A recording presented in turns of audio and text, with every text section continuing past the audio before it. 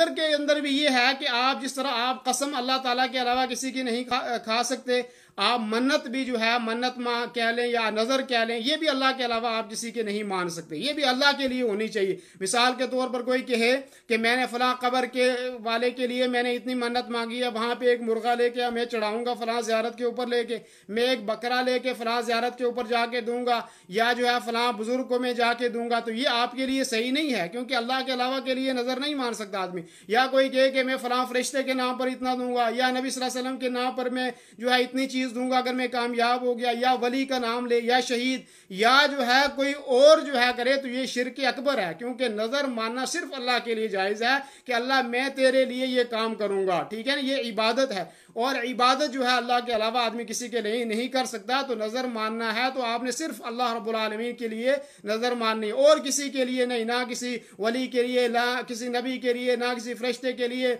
और ना जो है किसी शहीद के लिए, अल्लाह के अलावा किसी के लिए नज़र आपने नहीं माननी।